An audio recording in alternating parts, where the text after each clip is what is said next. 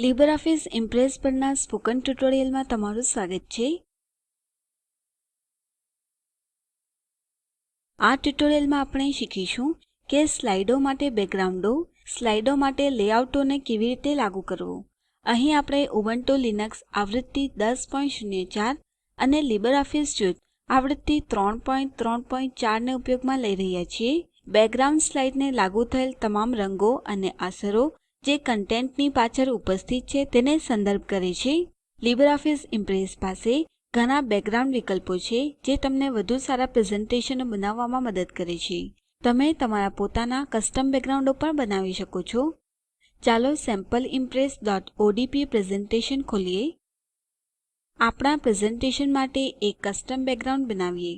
આપણે આ બેકગ્રાઉન્ડને પ્રેઝેન્ટેશનમાંની તમામ સ્લાઇડો માટે લાગુ કરી શકીએ છીએ. આ બેકગ્રાઉન્ડ બનાવવા માટે આપણે સ્લાઇડ માસ્ટર વિકલ્પ ઉપયોગમાં લેશું. માસ્ટર સ્લાઇડમાં કરેલ કોઈપણ ફેરફાર પ્રેઝેન્ટેશનમાંની તમામ સ્લાઇડોને લાગુ થાય છે. મેઇન મેનૂમાંથી વ્યૂ ઉપર ક્લિક કરો, માસ્ટર પસંદ કરો અને સ્લાઇડ માસ્ટર ઉપર ક્લિક કરો. માસ્ટર સ્લાઇડ દ્રશ્યમાન થાય છે.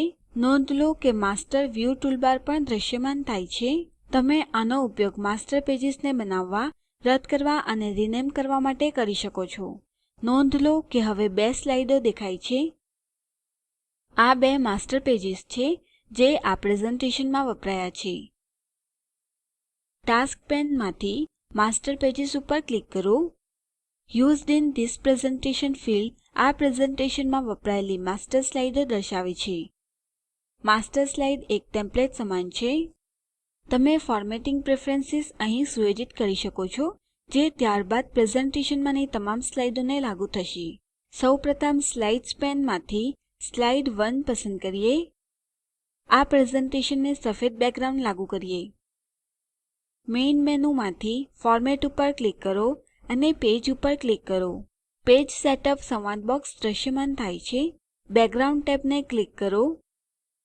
ફિલ ડ્રોપ ડાઉન મેનૂમાંથી બીટમેપ વિકલ્પ પસંદ કરો. વિકલ્પોની યાદીમાંથી બ્લેન્ક પસંદ કરો અને OK ઉપર ક્લિક કરો. સ્લાઇડ હવે સફેદ બેકગ્રાઉન્ડ ધરાવે છે. નોંધ લો કે હાલની ટેક્સ્ટનો રંગ બેકગ્રાઉન્ડ સામે વધુ સારો નથી દેખાતો. હંમેશા એવો રંગ પસંદ કરો જે તેના બેકગ્રાઉન્ડ સામે સ્પષ્ટ રીતે દેખાય. ચાલો ટેક્સ્ટના રંગને કાળા રંગમાં બદલીએ જે ટેક્સ્ટને સફેદ બેકગ્રાઉન્ડ સામે સ્પષ્ટ રીતે દ્રશ્યમાન કરશે. પહેલા ટેક્સ્ટ પસંદ કરો. મેઇન મેનૂમાંથી ફોર્મેટ ઉપર ક્લિક કરો અને કેરેક્ટર પસંદ કરો. કેરેક્ટર સંવાદ બોક્સ દ્રશ્યમાન થાય છે. કેરેક્ટર સંવાદ બોક્સમાંથી ફોન્ટ ઇફેક્ટ્સ ટેબને ક્લિક કરો. ફોન્ટ કલર ડ્રોપ ડાઉનમાંથી બ્લેક પસંદ કરો. OK ઉપર ક્લિક કરો. ટેક્સ્ટ હવે કાળા રંગમાં છે. હવે ચાલો સ્લાઇડમાં રંગ લાગુ કરીએ. કોન્ટેક્સ્ટ મેનૂ માટે સ્લાઇડ ઉપર જમણું ક્લિક કરો અને સ્લાઇડ અને પેજ સેટઅપ ઉપર ક્લિક કરો. ફિલ ડ્રોપ ડાઉન મેનૂમાંથી કલર વિકલ્પ પસંદ કરો. બ્લૂ 8 પસંદ કરો અને OK ઉપર ક્લિક કરો. નોંધ લો કે આપણે પસંદ કરેલ ઝાંખો ભૂરો રંગ સ્લાઇડને લાગુ થયો છે. આ ટ્યુટોરીયલને અટકાવો અને અસાઇનમેન્ટ કરો. એક નવી માસ્ટર સ્લાઇડ બનાવો અને તેને લાલ રંગ બેકગ્રાઉન્ડ તરીકે લાગુ કરો. ચાલો હવે શીખીએ કે બીજા અન્ય ડિઝાઇન એલિમેન્ટોને આ પ્રેઝેન્ટેશનમાં કેવી રીતે ઉમેરવું. ઉદાહરણ તરીકે તમે તમારા પ્રેઝેન્ટેશનમાં લોગો ઉમેરી શકો છો. તમારી સ્ક્રીનની નીચેની તરફ આવેલ બેઝિક શેપ્સ ટૂલબારને જુઓ. તમે આનો ઉપયોગ વિવિધ મૂળભૂત આકારોને દોરવા માટે કરી શકો છો જેમ કે વર્તુળ, ચોરસ, લંબચોરસ, ત્રિકોણ અને અંડાકાર. ચાલો સ્લાઇડના ટાઇટલ વિસ્તારમાં એક લંબચોરસ દોરીએ. બેઝિક શેપ્સ ટૂલબારમાંથી રેક્ટેંગલ ઉપર ક્લિક કરો.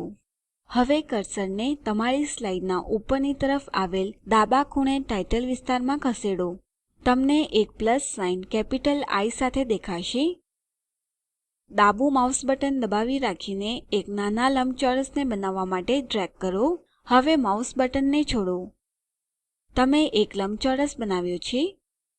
લંબચોરસ પર આવેલ 8 હેન્ડલોની નોંધ લો. હેન્ડલો અથવા કે નિયંત્રણ બિંદુઓ એ નાના ભૂરા ચોરસો છે જે પસંદ કરેલ ઓબ્જેક્ટની બાજુઓ પર પ્રદર્શિત થાય છે. આપણે આ નિયંત્રણ બિંદુઓનો ઉપયોગ લંબચોરસના માપને નાનું મોટું કરવા માટે કરી શકીએ છીએ. જેમ તમે તમારા કર્સરને નિયંત્રણ બિંદુઓ પર ફેરવો છો, કર્સર બે બાજુવાળા એરોમાં બદલાઈ જાય છે. આ એ દિશાઓ દર્શાવે છે જેમાં નિયંત્રણ બિંદુઓ મૂળભૂત આકાર બદલવા માટે ખસી શકે છે. ચાલો આ લંબચોરસને મોટું કરીએ જેથી તે ટાઇટલ વિસ્તારને સંપૂર્ણપણે આવરી લે. આપણે આ આકારોને ફોર્મેટ પણ કરી શકીએ છીએ.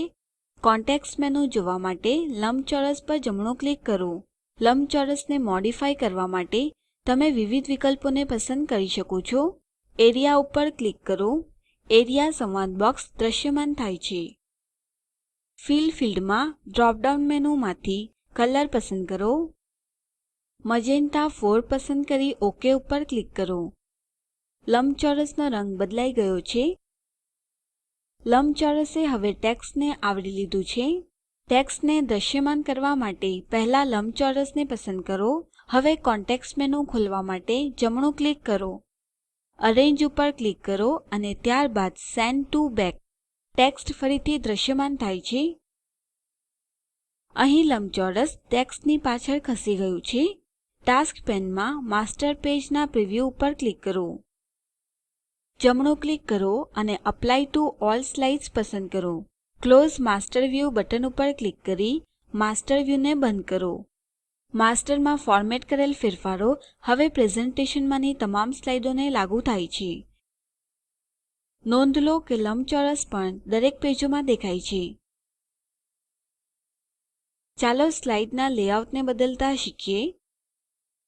લેઆઉટો શું છે? લેઆઉટો સ્લાઇડના ટેમ્પલેટો છે જે પ્લેસ હોલ્ડર સાથે કન્ટેન્ટની સ્થિતિ માટે પ્રી-ફોર્મેટેડ છે. સ્લાઇડ લેઆઉટો જોવા માટે જમણી પેનલમાંથી લેઆઉટ્સને ક્લિક કરો. ઇમ્પ્રેસમાં ઉપલબ્ધ લેઆઉટો દ્રશ્યમાન થાય છે. લેઆઉટના થંબનેલો તરફ જુઓ. તે તમને સ્પષ્ટ વિચાર આપશે કે લેઆઉટ લાગુ કર્યા પછીથી સ્લાઇડ કેવી રીતે દ્રશ્યમાન થશે. અહીં શીર્ષક અને 2 કોલમ ફોર્મેટો સાથેના લેઆઉટો છે જ્યાં 3 કોલમોમાં ટેક્સ્ટ સ્થિતિ કરાવી શકે એવા લેઆઉટો અને ક્રમશઃ. અહીં ખાલી લેઆઉટો પણ છે. તમે તમારી સ્લાઇડમાં ખાલી લેઆઉટ લાગુ કરાવી શકો છો અને ત્યારબાદ તમારા પોતાના લેઆઉટો બનાવી શકો છો. ચાલો સ્લાઇડને લેઆઉટ લાગુ પાડીએ.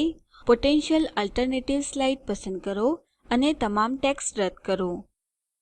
હવે જમણી બાજુ આવેલ લેઆઉટ પેનમાંથી title to content over content પસંદ કરો. સ્લાઇડ હવે 3 ટેક્સ્ટ બોક્સો અને એક શીર્ષક વિસ્તાર ધરાવે છે. નોંધ લો કે આ માસ્ટર પેજને ઉપયોગમાં લઈને આપણે દાખલ કરેલ લંબચોરસ હજુ પણ દેખાય છે. આ લંબચોરસને ફક્ત માસ્ટર સ્લાઇડ વાપરીને જ એડિટ કરી શકાય છે. માસ્ટર સ્લાઇડમાંની સેટિંગ્સ સ્લાઇડમાંના કોઈપણ ફોર્મેટિંગ ફેરફારોને અથવા લાગુ થયેલ લેઆઉટોને ઓવરરાઇડ કરે છે. ચાલો હવે આ બોક્સોમાં કન્ટેન્ટ દાખલ કરીએ. પહેલા ટેક્સ્ટ બોક્સમાં ટાઇપ કરો strategy 1 pro low cost con slow action. બીજા ટેક્સ્ટ બોક્સમાં ટાઇપ કરો strategy 2 con high cost pro fast action. ત્રીજા ટેક્સ્ટ બોક્સમાં ટાઇપ કરો due to lack of funds strategy 1 is better. એ જ રીતે તમે તમારા પ્રેઝેન્ટેશનને વધુ અનુરૂપ થનાર લેઆઉટ પ્રકાર પસંદ કરી શકો છો. અહીં આ ટ્યુટોરીયલ સમાપ્ત થાય છે. આ ટ્યુટોરીયલમાં આપણે સ્લાઇડો માટે બેકગ્રાઉન્ડો અને લેઆઉટો કેવી રીતે લાગુ પાડવા એ શીખ્યા. અહીં તમારા માટે એક અસાઇનમેન્ટ છે. એક નવી માસ્ટર સ્લાઇડ બનાવો. એક નવું બેકગ્રાઉન્ડ બનાવો. લેઆઉટને ટાઇટલ કન્ટેન્ટ ઓવર કન્ટેન્ટમાં બદલો. તપાસ કરો કે શું થાય છે જ્યારે તમે લેઆઉટને માસ્ટર સ્લાઇડ સાથે લાગુ કરો છો. નવી સ્લાઇડ દાખલ કરો અને ખાલી લેઆઉટને લાગુ કરો. ટેક્સ્ટ બોક્સો વાપરો અને તેમાં કોલમો ઉમેરો. આ ટેક્સ્ટ બોક્સોને ફોર્મેટ કરો. આ બોક્સોમાં ટેક્સ્ટ દાખલ કરો.